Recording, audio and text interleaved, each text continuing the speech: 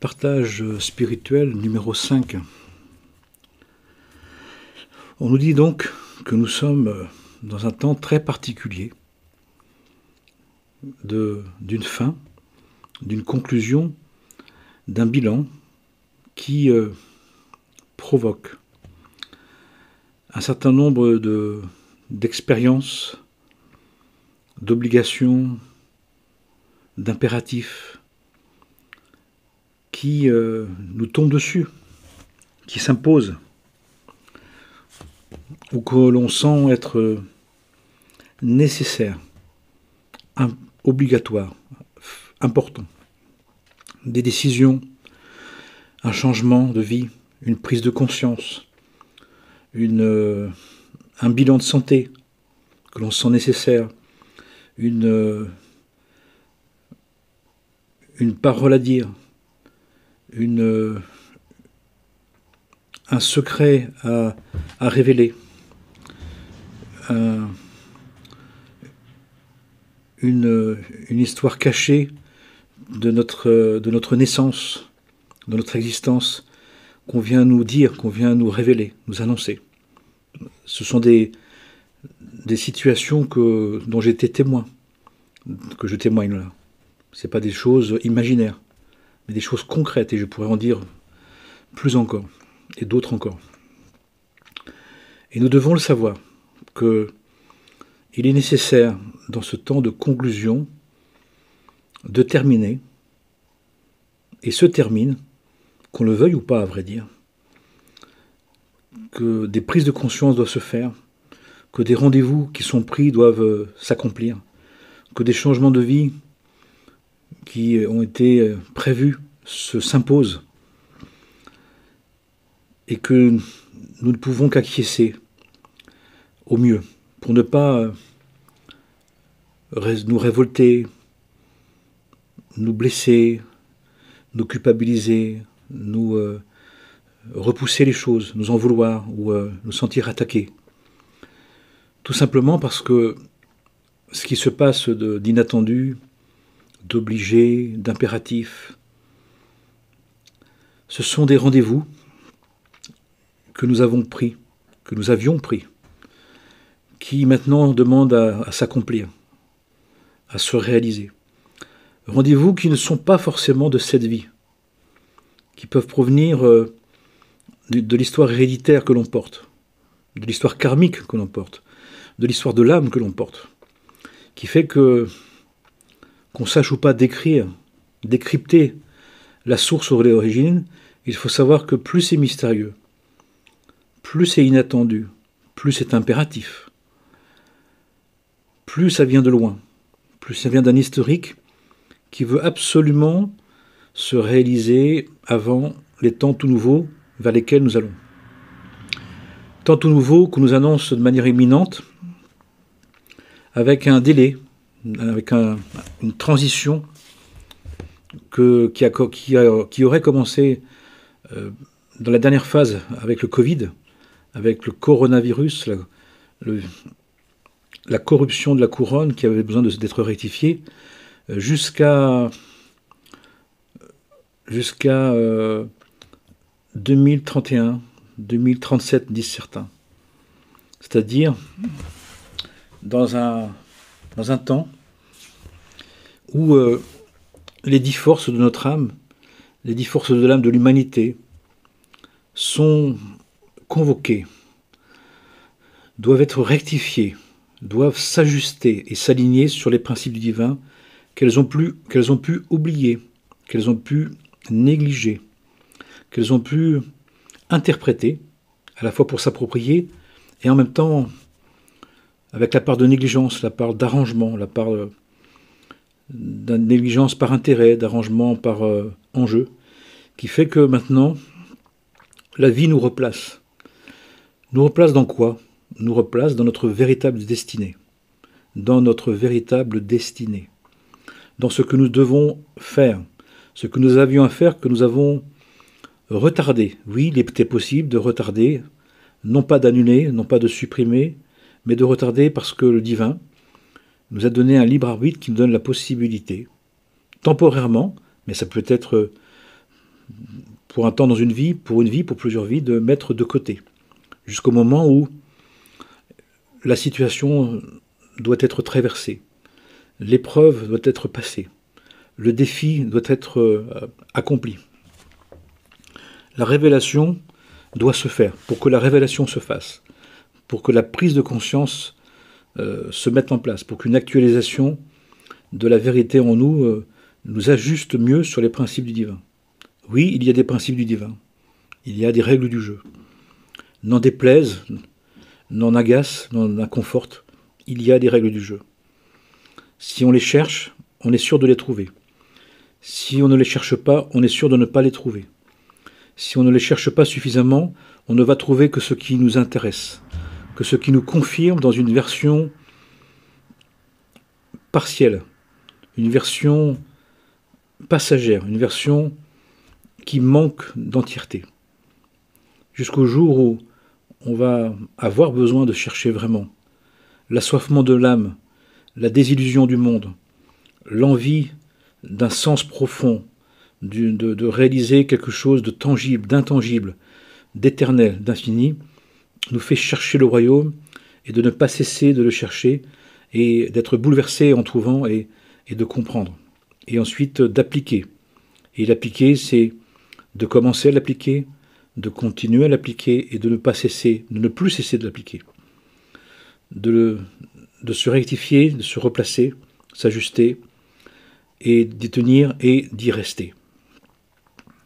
Différentes étapes d'incarnation du projet divin dans le quotidien, dans la régularité, dans la manière de jour après jour, ce qui est fondamental. Le travail en son âme et conscience, dans la conscience de l'être divin que nous sommes, réclame, demande un travail journalier. C'est pour ça que j'ai mis en place, pour ceux et celles que ça pourrait intéresser, ce que j'ai appelé là et ci, l'accompagnement spirituel intégral, qui reprend le cadre traditionnel de manière contemporaine, tout en respectant la tradition, les enseignements, pour justement nous mettre dans un cadre du sacré que nous avons à promouvoir chaque jour, au quotidien, sans oubli, sans trou, sans absence. C'est coûteux de temps, d'implication, de régularité. Quelle difficulté les êtres ont à être réguliers, à être journaliers. Sauf pour leur passion, sauf pour leur bêtise, sauf pour leur mensonge, sauf pour juger son prochain. Là, il y a une spontanéité, il y a une régularité, il y a une évidence, une normalité, qui est complètement inversée, qui est l'antinomie même de la volonté divine, de l'amour du prochain et de l'amour de Dieu. Et c'est cela que nous devons rectifier à tout prix. Ça passe donc, cette étape d'humanité dans laquelle on est, par des rectifications, par des ajustements qui se provoquent, qui sont apportés par des frappes, par des remises en question, des remises en cause, des interpellations, des obligations, des jugements, des condamnations, dans une relation, dans les situations.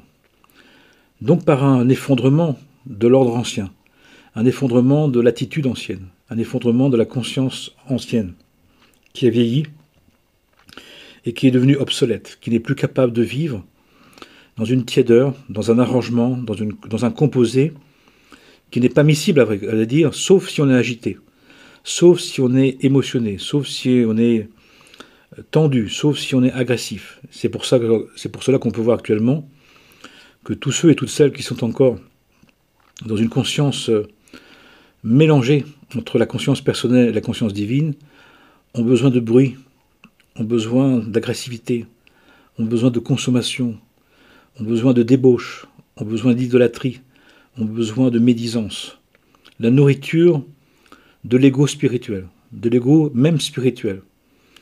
On a des croyances, ça se traduit aussi par des personnes qui ont des croyances en Dieu, qui croient en Dieu, mais qui ne se consacrent pas à Dieu, qui ne cèdent pas devant Dieu, qui ne se laisse pas conduire par Dieu. Il résiste, il lutte, il déforme, il s'accapare, ils utilisent le divin comme un moyen de continuer à exister comme ils voulaient. Ça s'appelle l'ego spirituel. Hildegard de Bingen, bien année, parlait d'éclipses spirituelles, des personnes qui sont des éclipses spirituelles. Un instant, ils ont un mouvement de l'esprit, ils captent un mouvement de l'esprit, mais ils ne se conforment pas dans le respect des lois divines, dans le respect du bon sens. Il y a un bon sens dans l'action, d'une pratique de bon sens. Ils ne respectent pas la morale, ils sont amoraux ou immoraux, et ils ne respectent pas les commandements, les 10 paroles de vie. Qui fait que ça ne peut pas tenir, que ça s'effondre. Ce qui fait que les personnes font du yo-yo psychospirituel, ils font de la balançoire religieuse. Et ça ne se tient pas, ça ne se maintient pas. Ils sont en théorie en Dieu, pour Dieu, avec Dieu. Ils sont intellectuellement convaincus. Mais dans la pratique, dans le quotidien, dans le réel, dans la relation, ils n'y sont peu, ils n'y sont pas. Ils sont donc dans un rapprochement qui n'est pas une véritable incarnation. Ils n'ont pas accepté de se laisser conduire. Ils sont rétifs. L'image de la brebis égarée, du mouton excessif, du mouton intempestif, du bœuf colérique. C'est-à-dire finalement des parties animales, de l'âme animale qui repousse, qui refuse, qui dénigre, qui n'est pas d'accord. Tout simplement parce que la personne voulait faire un composé, pensait que c'était possible de faire un composé, de faire un peu une part du monde, une part de Dieu, une part de soi, une part de Dieu. On ne peut pas servir de maître en même temps. On ne peut pas monter 2 chevaux en même temps. On ne peut pas tirer 2 arcs en même temps, c'est impossible. Il y a un choix à faire. Qui est ton maître? Qui sers-tu? Qui veux-tu servir? Et là, il y a une radicalité, il y a une décision, il y a un choix à faire. Mais dans les temps dans lesquels nous sommes, ce conflit se retrouve entre l'âme animale et l'âme divine, avec la caractéristique, nous dit-on actuellement, c'est que l'âme divine n'a plus envie d'attendre, n'a plus envie de subir, n'a plus envie de se restreindre, n'a plus envie de s'obliger à patienter pour qu'éventuellement la personnalité accepte sa royauté. Il y a un degré d'impulsion de l'âme divine, de volonté de l'âme divine de se réaliser, de commencer à passer devant, qui provoque des changements, des bouleversements dans les cœurs, dans les peuples, dans les nations, dans les êtres, dans chacun et chacune d'entre nous. Nous devons le savoir. Nous avons notre destinée, nous avons notre royauté qui s'active, qui veut maintenant passer devant, qui veut que la personnalité l'entende. Il y a donc un conflit plus ou moins important, plus ou moins profond, entre notre personnalité du monde et notre royauté divine. Et ce dialogue-là doit devenir un dialogue franc, sérieux, authentique, une alliance, mais qui fait que la personnalité va accepter d'accompagner et de soutenir l'âme divine, notre royauté. Mais bien sûr, nous l'avons oublié, nous nous sommes égarés, et l'ignorance est grande, le mécontentement est grand, la toute-puissance est très grande, qui fait que pour nous ramener, pour commencer à nous ramener vers le chemin de notre devenir, eh bien, ce qui se passe, c'est que nous sommes convoqués, nous sommes poussés à bout. Nous sommes poussés au bout de la tension, au bout du conflit pour le mettre à jour, pour d'abord le mettre à jour, pour voir ce qu'on va choisir. Certains vont résister jusqu'au bout et partiront de cette incarnation, de cette vie, dans un état de conflit encore plus grand, d'écartèlement encore plus grand, avec toutes les conséquences de de mal-être, de dépression, de maladie, de frustration, de sentiments d'injustice, de sentiments de colère qui animeront cette dualité, cette tension. D'autres commenceront à faire le travail et accepteront pour une part, pour une partie, de changer les choses. Mais dans une version culpabilisée, honteuse, mécontente, frustrée. Je suis d'accord que je dois changer, mais j'ai du mal et j'aimerais bien que ça reste un peu comme avant. J'aimerais un peu comme après, mais un petit peu aussi comme avant. Bien évidemment, ce composé est instable. Il est incertain, il est injuste, qui fait qu'il va falloir accepter au fur et à mesure de vraiment se conformer aux lois divines, aux principes du divin et de les appliquer vraiment. Mais toujours avec de la négociation, toujours avec des arrangements, avec des suppositions. Ça fait partie d'une manière de dialoguer entre les deux parts, entre la personnalité et l'âme divine, et la royauté.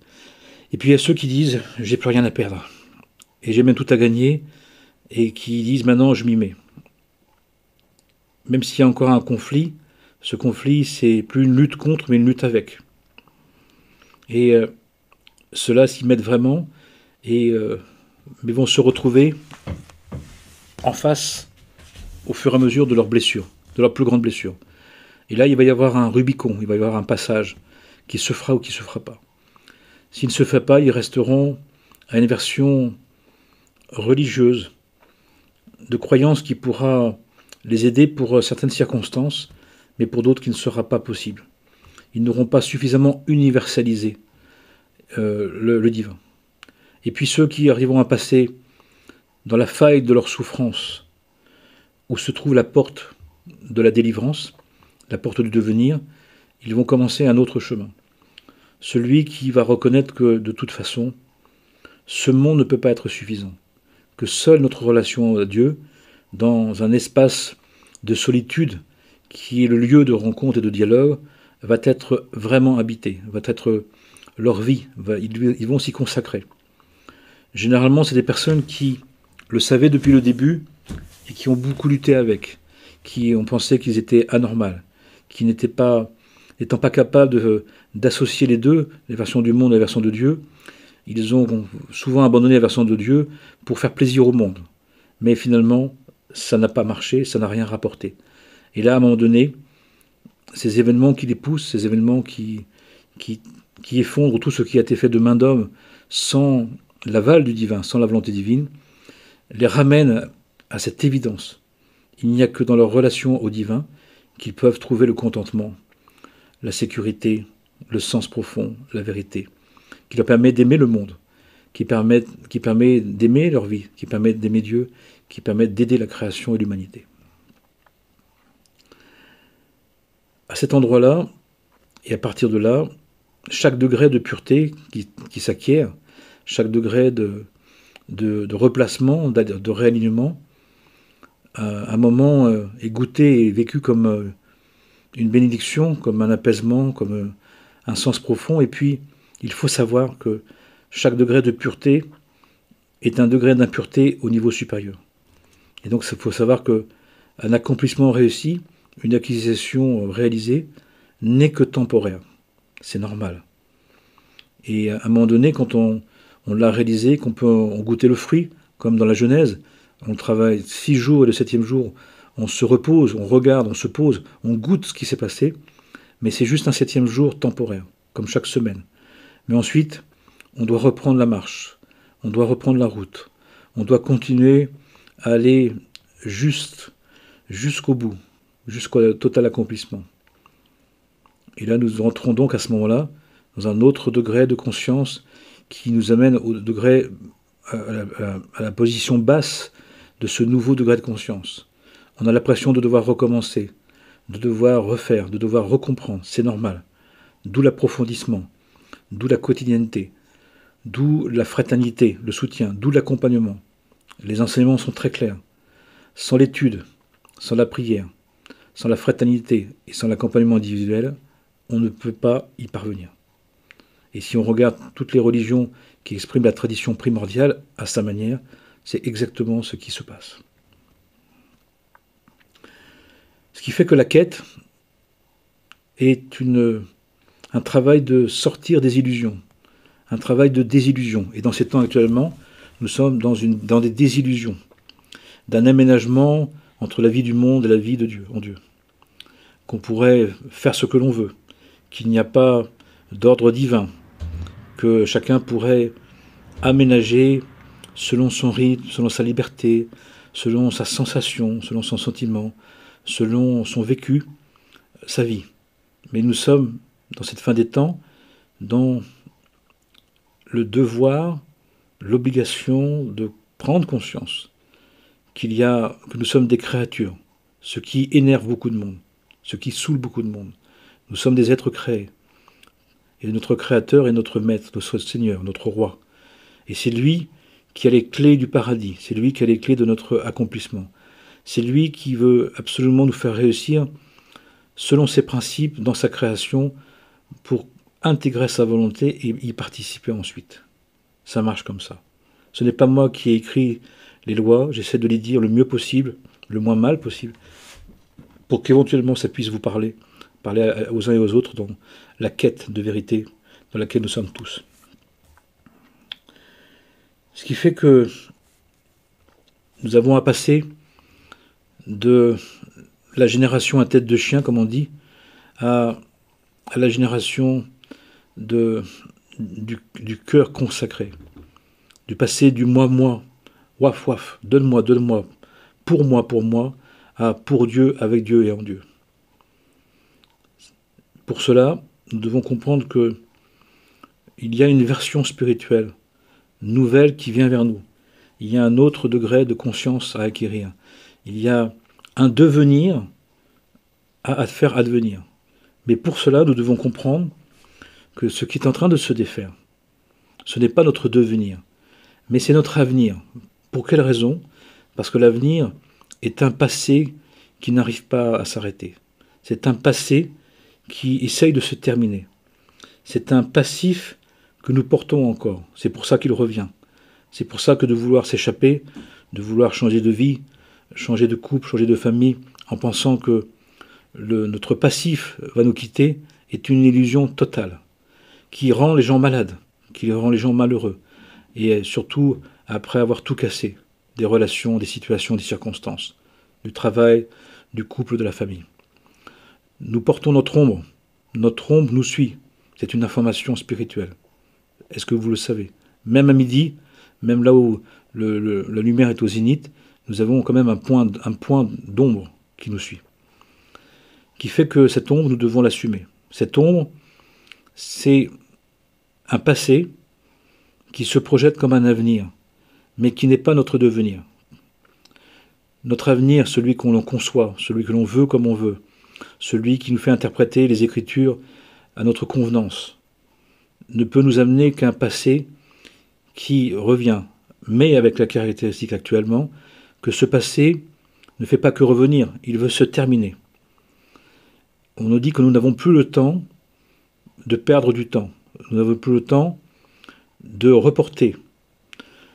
Le passif que porte notre passé, que nous projetons comme un avenir, doit se terminer, est en train de se terminer, pour les peuples, pour les nations, pour les pays, pour les êtres, pour les collectifs et pour chacun d'entre nous et chacune d'entre nous. Ce qui fait qu'il y a pas mal de choses que l'on veut faire encore, que l'on voulait faire encore, auxquelles on tient, qui est une totale illusion, qui est un passif qui doit se terminer, qui est une conclusion qui doit se faire. Et actuellement, ça se fait sans notre accord, sans plus notre accord.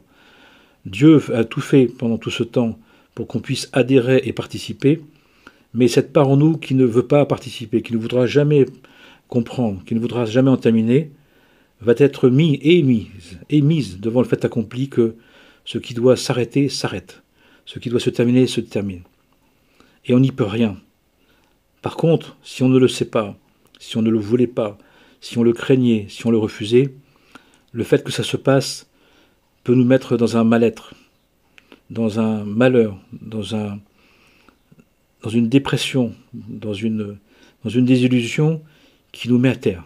Tout simplement parce que nous mettons un jour à quel point nous sommes racontés des histoires, à quel point nous étions dans une utopie imaginaire, à quel point nous étions dans un monde virtuel de croyances, à quel point nous étions dans un idéal qui voulait se passer de Dieu, ce qui est impossible.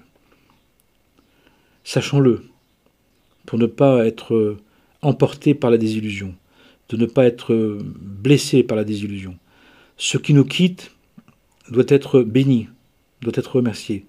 Ce qui s'arrête doit être glorifié. Ce qui n'advient pas n'est plus nécessaire. Les dépossessions, les désillusions, les désordres sont là pour nous éviter d'aller vers le désastre, vers ce qu'on appelle dans l'Apocalypse de Saint Jean, le livre du dévoilement. C'est pour nous empêcher d'être dans la désolation et l'abomination. Donc nous avons une prise de conscience obligatoire, impérative, qui s'impose à nous, puisque le temps prévu pour prendre conscience par notre propre effort est terminé, nous dit-on. Ce qui fait que la conclusion s'impose à nous. Nous devons le savoir. Si nous n'avions qu'un avenir, sans comprendre qu'il y a un devenir à advenir, si nous voulions absolument faire cet avenir parce que c'est un passé qui n'arrive pas à se terminer, à ce moment-là, on peut sombrer dans de graves dépressions et de provoquer des maladies auto-immunes, dégénératives, comme des réactions en chaîne d'un désaccord profond à la vérité. Mais si nous comprenons que nous avons un devenir, nous comprenons que ce devenir nous demande de nous défaire d'un passé qui doit se terminer, auquel on doit renoncer, pardonner, remercier, de manière impérative, de manière définitive. De vouloir ressasser son passé, sans s'en servir pour comprendre nos manquements, notre mauvais penchant, sans comprendre que c'était des régulations, fait que finalement on entretient dans notre présent un passif qui n'arrête pas de nous éconduire, de nous conditionner, mais qui ne nous amène pas à nous libérer de tout ça. Nous avons la possibilité de nous libérer de tout ça en pardonnant, le grand travail du pardon. Pardonner, c'est-à-dire, ça devait se passer. C'était bien que ça se passe. C'était nécessaire. Je ne l'ai pas compris, je l'ai subi.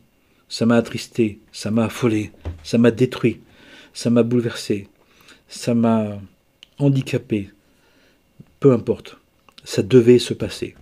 Au titre de la volonté divine, au titre du besoin de mon âme divine, au détriment de ma personnalité, dans l'incompréhension, dans l'inconscience de ma personnalité. Mais pour autant, je ne remets plus en question la bonté, la beauté, l'efficacité, la justesse de la volonté divine. Comme Marie au pied de la croix, ta grâce me suffit. Seigneur Dieu, il me suffit que tu saches ce que tu fais toi. Toi tu sais, ça me suffit. C'est un degré de foi, de confiance réel, concret, incarné, pas intellectuel, pas mental, pas émotionnel, pas sentimental, mais concret, réel. Ça nous fait pleurer, pleurons. Ça nous fait hurler, hurlons. Ça nous fait remonter, et ça a lieu de nous faire remonter les véritables mauvais penchants, les véritables émotions, ressentiments, rancune, rancœur, regret, remords que nous avons à donner à Dieu, à offrir à Dieu, à rendre à Dieu, pour que lui puisse nous en défaire, pour que le divin, ce qui est le seul à pouvoir le faire, qui est le créateur de tout, d'où tout est né de lui-même, peut nous, par sa grâce, nous en délier, à condition de nous remettre entre ses mains, de nous donner notre vie et de perdre notre vie. Quand on donne vraiment sa vie, on le fait par amour de Dieu. Mais de perdre sa vie, c'est de céder. Je cède Je m'incline devant Dieu. Je renonce à moi devant Dieu. Ça veut dire aussi que je renonce à toutes les idées d'attente, d'avantage, de récompense que je pensais avoir, ou que je devais avoir, ou ce que je croyais pouvoir avoir, ou devoir avoir. Je m'en passe. On retrouve à ce moment-là le languissement de l'âme. Le fait que ce monde ne peut pas suffire. Que ce monde n'a jamais pu donner la paix, l'amour, la vérité nécessaire et suffisante à notre âme. C'est juste une vérité que maintenant on peut envisager vraiment et intégrer. Et accepter véritablement. Puissions-nous envisager ce que je dis, pour mieux le vivre, pour bien le vivre, en sachant que dans cette période de temps, de ce mois de juillet, il nous est dit que le divin, par le fait de cette canicule qui nous demande de rester en nous, à l'intérieur, en nous, dans l'obscurité, dans la pénombre, l'obscurité, c'est pour mieux voir justement tous ces agrégats négatifs, toutes ces rancunes, ces rancœurs, toutes ces émotions négatives, toutes ces agitations, ces cogitations, qu'on ne peut plus balancer sur le monde, qu'on ne peut plus balancer sur les autres, parce qu'on ne peut plus sortir. C'est fait pour ça. Et qu'on voit à ce moment-là que malgré le fait d'être tout seul, d'être de côté, ça continue. Ça nous montre bien que ce n'est pas le monde qui provoque ça, mais c'était juste notre projection de conflit à la vérité, de conflit à Dieu, de conflit à l'incarnation que nous projetions sur le monde. Puisque même seul, sans rien écouter, sans rien voir, on continue. À tel point pour nous permettre de voir que c'est en nous, que les racines de nos émotions, de nos désaccords, de nos conflits, ils sont en nous. S'ils sont en nous, ça veut dire qu'on peut s'en occuper, qu'on peut y faire quelque chose. Si c'est à l'extérieur de nous, on ne peut rien y faire, on ne peut que les subir. C'est une très bonne nouvelle, désagréable. C'est un désagrément qui est une bonne chose, nous dit-on. Que le Saint-Nom divin nous bénisse, nous fasse grâce, nous conduise vers le Père éternel, vers le Dieu Père sagesse et Mère intelligence, pour que nous puissions faire que notre vouloir s'unisse à la volonté divine, s'imprègne de la volonté divine et enfin, à un moment donné, comprenne que la volonté divine est notre véritable vouloir, le seul et authentique, et que le reste n'était qu'illusion passagère, n'était que racontage temporaire, et que maintenant, que ça ne marche plus, nous avons l'occasion de nous en défaire de tout ça, pour nous consacrer complètement à une version de nous-mêmes qui est une version royale, éternelle, infinie, juste et bonne selon l'ordre divin, selon la volonté divine de notre Créateur, Seigneur et Maître de la vie, du monde, de l'éternité et de l'infini. Béni soit-il. Amen et Amana, que la paix soit sur nous, en nous et entre nous, pour le bien de tous les êtres, sans exception possible et imaginable. Shalom, Amen, Salam.